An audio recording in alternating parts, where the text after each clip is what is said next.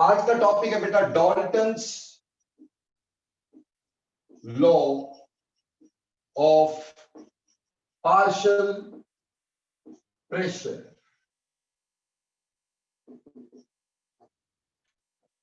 ठीक, Dalton's law of partial pressure. देखो बेटा, जब हम Dalton's law of partial pressure करते हैं, हाँ रिकॉर्डिंग भी भेज दूंगा सबको। दो चार बच्चे और आए हैं, जस्ट सेकेंड बेटा, I will be starting again. So Dalton's law of partial pressure. See, अगर मान लो मेरे पास एक वेसल है, ये वेसल जो है इसमें मेरे पास एक गैस है ए, जिसका की प्रेशर पी है, और दूसरी गैस है यहां पे बी, जिसका की प्रेशर पीबी है, और ये नॉन रिएक्टिंग गैसेस है, ये आपस में रिएक्ट नहीं करती। तो इस वेसल के अंदर जो टोटल प्रेशर होगा, इस वेसल के अंदर जो टोटल प्रेशर होगा, क्या वो इन दोनों के प्रेशर का सम होगा कि नहीं होगा? क्योंकि रिएक्ट तो करती नहीं, तो कुछ प्रेशर बी कॉज कर रही है, कुछ प्रेशर ए कॉज कर रही है। हमें पता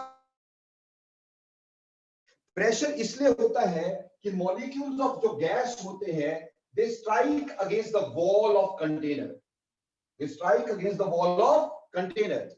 तो बेटा बी भी स्ट्राइक कर रहा होगा, ए भी स्ट्राइक कर रहा होगा, और जब ये स्ट्राइक करते हैं, they apply a force on a particular area, and force per unit area is called as pressure, isn't it? तो जब ये बी और ए गैस है यहाँ पे और आपस में रिएक्ट नहीं कर रही, तो ए भी टकरा रहा है, बी भी टकरा रहा है, तो प्रेशर ए की वजह से भी है, बी की वजह से भी है। तो total pressure in this vessel should be equal to P A plus P B if they are non reacting gases. हाँ, अगर वो रिएक्टिंग होती तो ऑब्वियसली क्या होता कि आपस में रिएक्ट कर गई होती, प्रेशर या तो कम या ज्यादा जो भी हो गया होता। तो इसका प्रेशर जब रिएक्ट कर गया तो बी कम हो गया, तो उसका प्रेशर कम हो गया, तो फिर कभी भी इसके बराबर नहीं होता। तो ये टोटल प्रेशर हो गया, और इनको बोलेंगे पार्शियल प्रेशर्स। क्या बोलेंगे? Partial pressures. इसलिए डाल्टन्स लॉ जो है हमारे पास, ये हमें कहता है कि pressure caused by mixture of non-reacting gases, pressure caused by a mixture of non-reacting gases in a vessel is equal to the sum of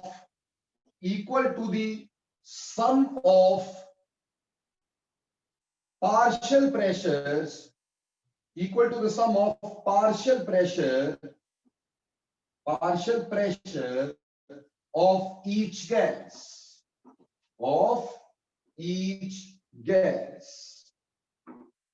अगर हमारे पास नॉन रिएक्टिंग गैसेस का मिक्सचर है, तो जो टोटल प्रेशर होता है, it is sum of the partial pressure of each gas. जिससे partial pressure of A is PA, partial pressure of B is PB, so total pressure in here is PA plus PB, बशर्ते gases non reacting हो। और ये जो partial pressure निकालते हैं, ये कैसे निकालते हैं? अगर मान लो पार्शियल प्रेशर मुझे निकालना हो, और पार्शियल प्रेशर मुझे निकालना हो किसी भी चीज का, से पार्शियल प्रेशर ऑफ ए निकालना है, तो मैं निकालूंगा कैसे? Mole fraction of A into P total. Total में से जितना फ्रैक्शन मोल्स का होगा, उतना ही फ्रैक्शन तो बेटे हमारे पास क्या होगा? गैस के प्रेशर का होगा।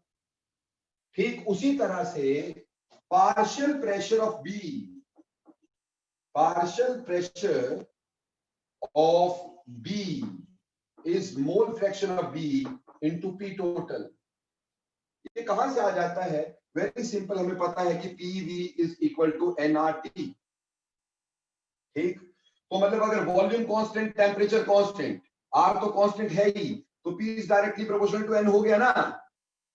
तो जितने नंबर ऑफ मोल्स का फ्रैक्शन ज्यादा होगा, ऑब्वियसली टोटल प्रेशर में से उतना पार्ट उसका ज्यादा होगा। इसलिए पार्शियल प्रेशर जब भी किसी का निकालते हो तो वो होता है mole fraction of that gas into total pressure, mole fraction of that gas into total pressure. And you all know that mole fraction कैसे निकालते हैं, जैसे XA mole fraction of A, number of moles of A by total number of moles, number of A plus number of B. So mole fraction of A will be number of moles of A by total number of moles. इसी तरह से mole fraction of B is number of moles of B by total number of moles.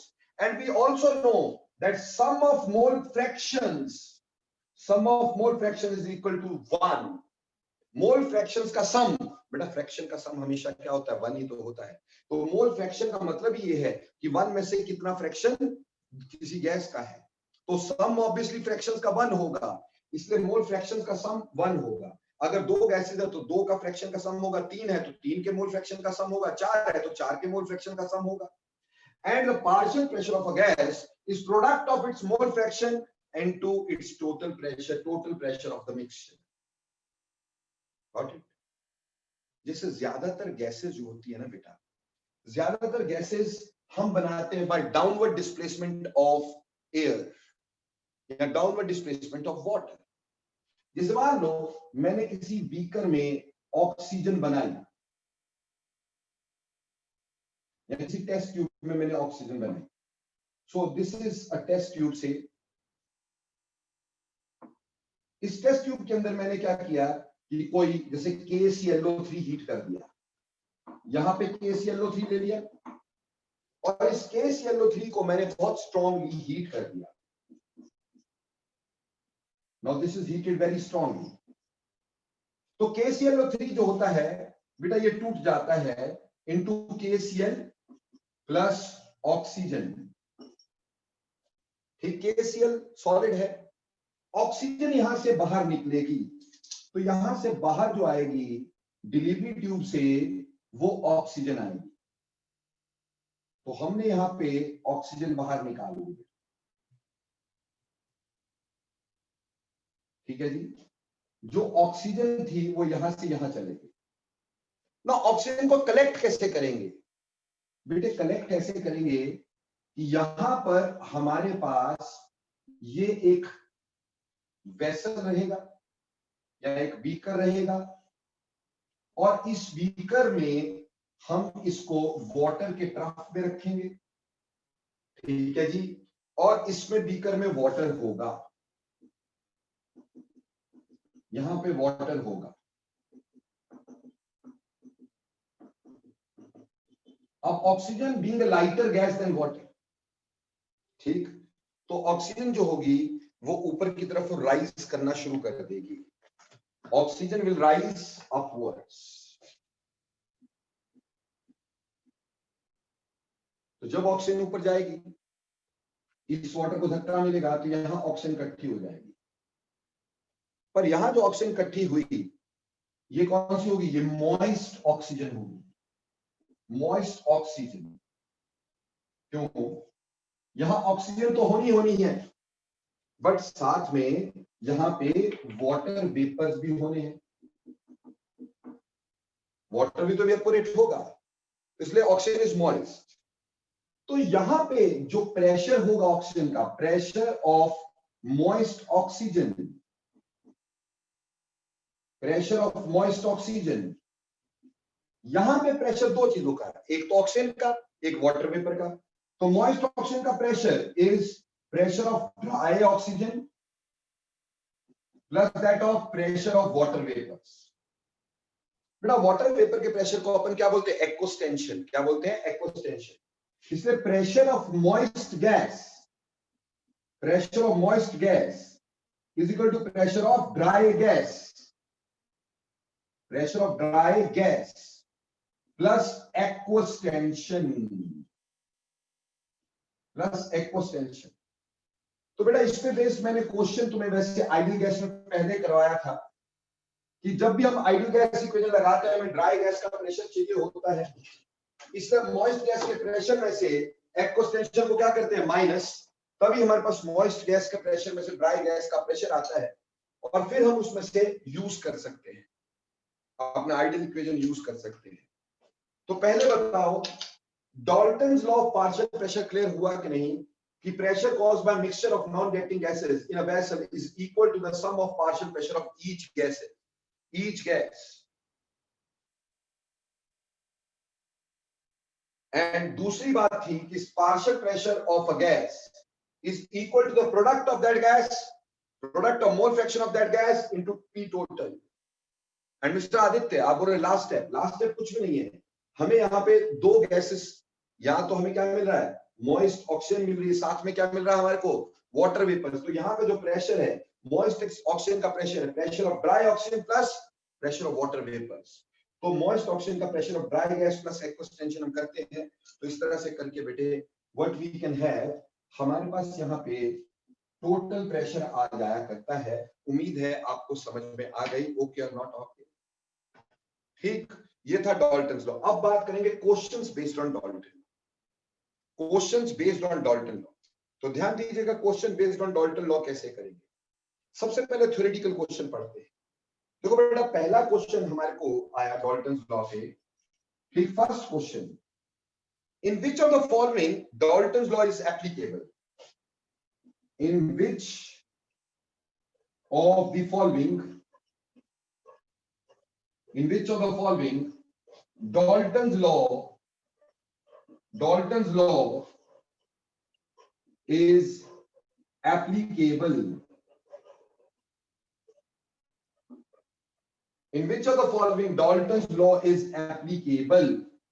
ठीक है जी, A answer हमें दिया गया hydrogen and chlorine, B answer हमें दे दिया गया नाइट्रोजन एंड क्लोरीन,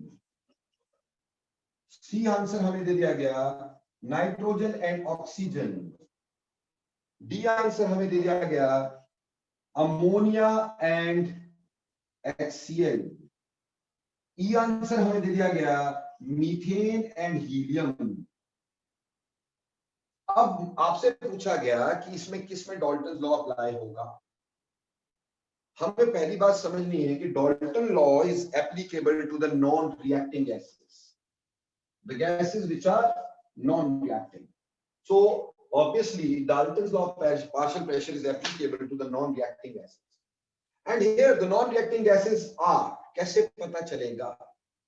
देखो बेटा, सबसे पहली बात देखोगे गैस का नेचर कैसा है। जैसे अगर मैं अमोनिया और HCl की बात करूं, ammonia is a base and HCl is an acid. अगर एक गैस एसिडिक है दूसरी बेसिक है, वो तो पक्का रिएक्ट करेगी। तो आंसर कभी भी ये नहीं हो सकता था, because ammonia is basic and HCl is acidic, they will certainly react. तो पहली बात तो नेचर ऑफ गैस को देखते हैं कि अगर एक एसिडिक एक बेसिक है तो कभी भी वो अनरिएक्टिंग नहीं होगी, दे आर ऑलवेज रिएक्टिंग। अब बाकी न्यूट्रल गैसेस हैं, they are neither acids nor they are bases. Now बेटा आप सिर्फ ये सोचो इसमें कि क्या आपको इनका कोई नॉन प्रोडक्ट पता है? क्या हाइड्रोजन और क्लोरीन का कोई नॉन प्रोडक्ट पता है हमें? Sir HCl। तो नॉन प्रोडक्ट तभी बन सकता अगर ये आपस में रिएक्ट करती होंगी, इसलिए इसके ऊपर ये लॉ अप्लाई नहीं होगा। नाइट्रोजन और क्लोरीन का वी नो NCl3, तो ये भी अप्लाई नहीं होगा। क्या मीथेन और हीलियम का कोई नॉन प्रोडक्ट है? No sir. So these are non-reacting gases. So obviously answer can be methane and helium. Answer can be methane and helium, क्योंकि इसका कोई नॉन प्रोडक्ट है नहीं, तो इसका मतलब ये कोई नॉन रिएक्टिंग गैसेस है। अगर ये रिएक्टिंग गैसेस होती तो इनका कोई ना कोई नॉन प्रोडक्ट हमें पता होता। रही बात लास्ट बात, nitrogen and oxygen. When you talk about nitrogen and oxygen मेरे बच्चों, ठीक, तो क्या है, नाइट्रोजन और ऑक्सीजन क्या वो रिएक्टिंग है कि नहीं? इनका नॉन प्रोडक्ट पता है? सर पता है हमें, नॉन प्रोडक्ट होता है NO या NO2, ये नॉन प्रोडक्ट होते हैं। पर बेटे अगर ये रिएक्टिंग होती तो क्या हमारे एटमॉस्फेयर में नाइट्रोजन ऑक्सीजन होती? बोलो। No sir, they would have reacted. तो इसका मतलब ये रिएक्टिंग तो है, बट इसको रिएक्ट करने के लिए बहुत ज्यादा एनर्जी चाहिए। तो इस पे डाल्टन लॉ अप्लाई कर सकते हैं एट लोअर टेम्परेचर। तो नाइट्रोजन ऑक्सीजन दो they have a known product, but समझो हमारे एटमॉस्फेयर में 79% नाइट्रोजन और 21% ऑक्सीजन है। अगर ये बहुत ज्यादा रिएक्टिंग होती तो हमारा एटमॉस्फेयर ही ना होता, उसमें नाइट्रोजन ऑक्सीजन होती नहीं। ये रिएक्ट नहीं करती लो टेम्परेचर पे, ये रिएक्ट करती है बहुत हाई टेम्परेचर पे। जब बिजली कड़कती है तब वहां ये रिएक्ट करती है। समझ में आई बात? यानी बहुत हाई टेम्परेचर पे रिएक्ट करती, लो टेम्परेचर पे रिएक्ट नहीं करती। तो यहाँ पे आंसर दो। पहली चीज देखो, देखना कैसे, सबसे पहले नेचर ऑफ गैस देखना। अगर एक एसिडिक है एक बेसिक है, सर्टेनली वो रिएक्ट करती है तो काट दो। फिर अगर हमें नहीं पता चल रहा तो उसका नॉन प्रोडक्ट सोचो कि क्या उसका नॉन प्रोडक्ट है। सिर्फ N2 और O2 के एक्सेप्शन में रखना, बाकी किसी का नॉन प्रोडक्ट है तो वो रिएक्टिंग है, और जिनका नॉन प्रोडक्ट नहीं है वो नॉन रिएक्टिंग है। यहां से हमें ये पता चल जाएगा किस पे डाल्टन्स लॉ अप्लाई होगा, किस पे डाल्टन्स लॉ अप्लाई नहीं होगा। बोलो क्लियर हो गया कि नहीं हो गया? Clear sir. This is question number 1। Now next question number 2 देखिएगा। अभी पहले थ्योरेटिकल क्वेश्चन कर रहे हैं, इसलिए थ्योरेटिकल क्वेश्चंस पे ध्यान दीजिएगा। मान लीजिए आई हैड अ वेसल, मेरे पास एक वेसल था और इस वेसल में मैंने एक पार्टीशन कर दिया था। यहां गैस A 250 mm पे थी, ठीक, प्रेशर इसका 250 mm था, गैस A है, और यहां गैस B 250 mm पे थी। Now what happened? I removed the partition. Removed the partition. आपने पार्टीशन को रिमूव कर दिया। अब आपको पूछा गया आफ्टर रिमूवल ऑफ पार्टीशन इसमें प्रेशर कितना होगा? What will be the pressure over here?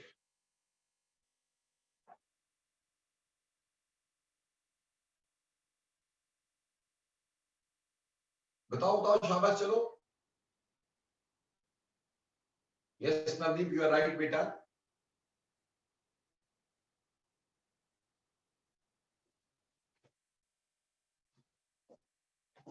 Aryan गलत है, दक्ष गलत है, अनिकेत गलत है, Divyansh you are right.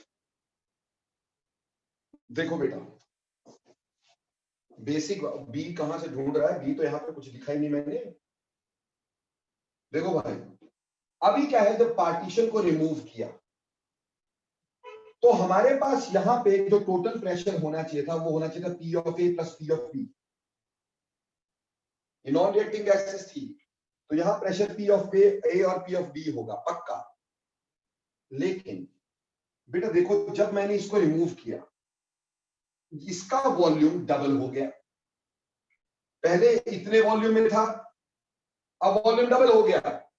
Volume double होगा तो प्रेशर हाफ हो जाएगा। तो इस वेसल में पार्शियल प्रेशर ऑफ ए जो होगा वो 250 का आधा 125 होगा। सिमिलरली इधर से आपने इसको रिमूव किया पार्टीशन को तो इसका वॉल्यूम डबल हो गया। वॉल्यूम डबल हो गया तो इसका प्रेशर हाफ हो गया, तो पीबी भी यहां पे 125 हो गया। इसलिए आंसर 125 प्लस 125, आंसर फिर 250 ही रहना था। समझ में आई मेरी बात? यानी बेटा ये तो ठीक है कि यहाँ पे जो सम होना था पार्शियल प्रेशर का सम होना था, पर आप ये भूल गए कि यहाँ वॉल्यूम डबल हुआ। वॉल्यूम डबल होने से प्रेशर हाफ हो जाएगा। अगर प्रेशर हाफ होगा तो बेटा यहाँ पार्शियल प्रेशर हाफ वाला जुड़ेगा ना, इसलिए टोटल प्रेशर यहाँ पे 1250 आएगा।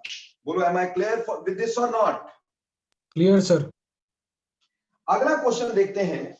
से मुझे ये बोल दिया गया कि एक वेसल ये है, इसमें गैस A है at 250 mm with a volume V.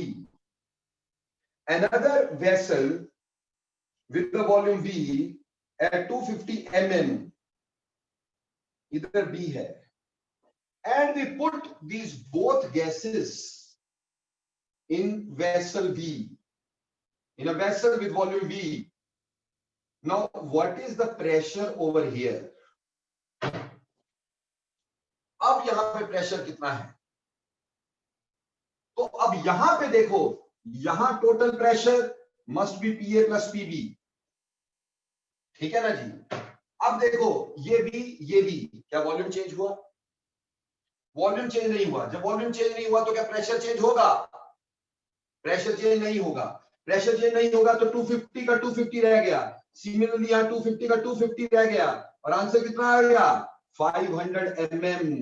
तो बेटा देखो ये दो क्वेश्चन अलग अलग तरीके से देखिएगा, ठीक, कि अगर हमारा वॉल्यूम चेंज होता है, नो डाउट यहाँ पे डाल्टन लॉ दोनों जगह अप्लाई हुआ है बेटे हमारे पास, और डाल्टन लॉ दोनों जगह अप्लाई होने के बावजूद हमारे पास ऐसा हो रहा है कि डाल्टन लॉ तो हम अप्लाई कर रहे हैं यहाँ पर, ठीक, a प्लस बी को ऐड कर रहे हैं, बट अगर वॉल्यूम में डबल हो जाएगा तो प्रेशर हाफ हो जाता है, तो हाफ हाफ प्रेशर को ऐड करते हैं। अगर वॉल्यूम उतना ही रहेगा तो बेटा प्रेशर भी उतना ही रहेगा। तो इस तरह से इस तरह के क्वेश्चन को हम कर सकेंगे। बोलो कर लेंगे अपन कि नहीं करेंगे? कर लेंगे सर। ओके, अब चलते कुछ न्यूमेरिकल टाइप ऑफ क्वेश्चंस की तरफ, ठीक, ये मिटा दो जी। Yes sir. ओके, अब न्यूमेरिकल टाइप ऑफ क्वेश्चंस की तरफ चलते हैं कि इसमें जो न्यूमेरिकल टाइप क्वेश्चंस है वो कैसे करेंगे। क्वेश्चन लिखिएगा please, write down the question please. देखिए 4 gram of methane, 4 gram of methane and 2 gram of hydrogen is taken in a vessel. 4 gram of methane and 2 gram of hydrogen is taken in a vessel. Total pressure of system is 1 atmosphere.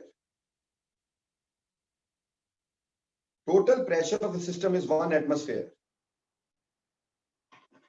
Find the partial pressure of methane and hydrogen. Find the partial pressure of methane and hydrogen. हमें एक vessel दिया है, इसमें methane है, साथ में hydrogen है। Methane का हमें दिया 4 ग्राम, इसका दिया 2 ग्राम, और इसका टोटल प्रेशर 1 एटमॉस्फेयर है। हमसे पार्शियल प्रेशर ऑफ मीथेन पूछा है और पार्शियल प्रेशर ऑफ हाइड्रोजन पूछा है। सो मेरे बच्चों, you very well know that partial pressure of methane will be equal to mole fraction of methane into P total, and partial pressure of hydrogen will be mole fraction of hydrogen into P total. अब देखो mole fraction के लिए हमें मोल चाहिए, तो number of moles of methane कितने होंगे? Given weight upon molar weight. तो गिवन वेट कितना है हमारे पास? 4, मोलर वेट 16, यानी 1/4 मोल्स आ गए, यानी 0.25 मोल्स आ गए मीथेन।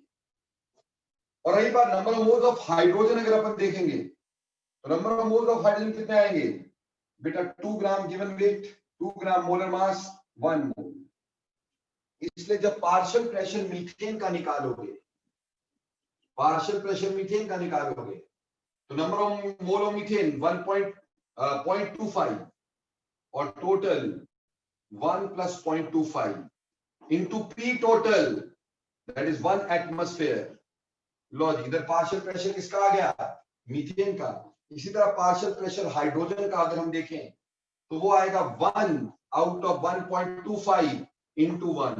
बोलो गॉट इट और not? Got it sir. Easy question है ये, बहुत मुश्किल नहीं है, ठीक। Write down the question please and give me the answer please. अब तुम सॉल्व करोगे, लिखो 2 gases A and B, 2 gases A and B having molecular masses 60 and 45 respectively. 2 gases A and B having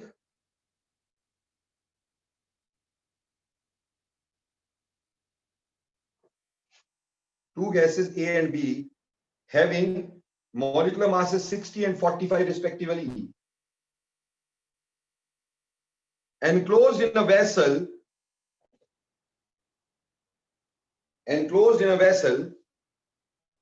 the weight of A is 0.5 gram. The weight of A is 0.5 gram. and weight of B is 0.2 gram. And weight of B is 0.2 gram.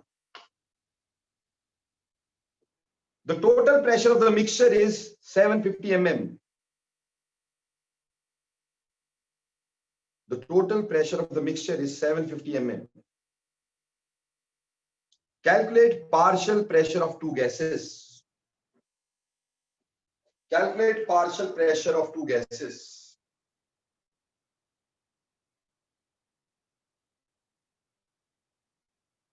चलो फटाफट से करना, ज्यादा समय नहीं लेना।